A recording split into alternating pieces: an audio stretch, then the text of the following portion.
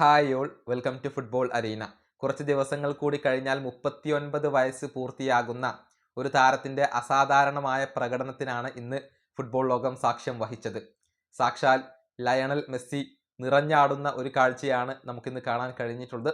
അൾജീരിയക്കെതിരെ എണ്ണം പറഞ്ഞ 3 ഗോളുകളാണ് മെസ്സി നേടിയിട്ടുള്ളത്. ഇതോടുകൂടി ഒരുപാട് റെക്കോർഡുകൾ അദ്ദേഹം സ്വന്തമാക്കി. ബ്രസീലിയൻ ഇതിഹാസമായ റൊണാൾഡോ നസാരിയോയെ അദ്ദേഹം വേൾഡ് കപ്പ് ഗോളുകളുടെ കാര്യത്തിൽ ഇപ്പോൾ മറികടന്നിട്ടുണ്ട്. ക്ലോസയുടെ റെക്കോർഡിനൊപ്പം എത്താൻ മെസ്സിക്ക് കഴിഞ്ഞിട്ടുണ്ട്. 15 ഗോളുകളാണ് റൊണാൾഡോ നസാരിയോ നേടിയിട്ടുള്ളത്. എന്നാൽ 16 ഗോളുകൾ ഇപ്പോൾ മെസ്സി പൂർത്തിയാക്കി കഴിഞ്ഞു. പക്ഷേ റൊണാൾഡോ നസാരിയോയെ കുറിച്ച് വളരെ ബഹുമാനത്തോടു കൂടിയാണ് മെസ്സി മത്സരശേഷം സംസാരിച്ചിട്ടുള്ളത്.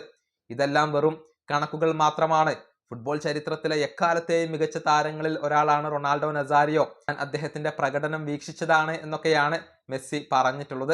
അദ്ദേഹത്തിന്റെ വാക്കുകൾ ഇങ്ങനെയാണ്: എല്ലാ മഹാരഥന്മാരായ താരങ്ങൾക്കുമൊപ്പവും പോരാടാൻ കഴിഞ്ഞു എന്നുള്ളത് വലിയ ഒരു ബഹുമതിയാണ്. ഞാൻ പ്രകടനം കണ്ടിട്ടുള്ള താരങ്ങളിൽ ഒരാളാണ് റൊണാൾഡോ നസാരിയോ.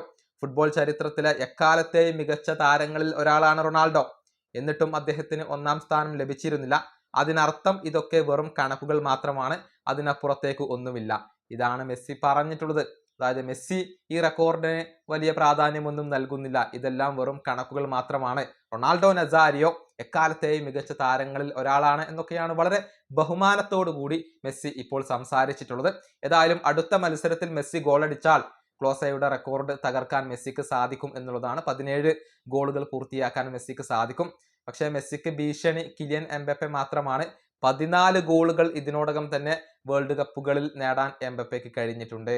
ഈ വീഡിയോ അവസാനിപ്പിക്കുന്നു. അടുത്ത ടീം വീണ്ടും കാണാം.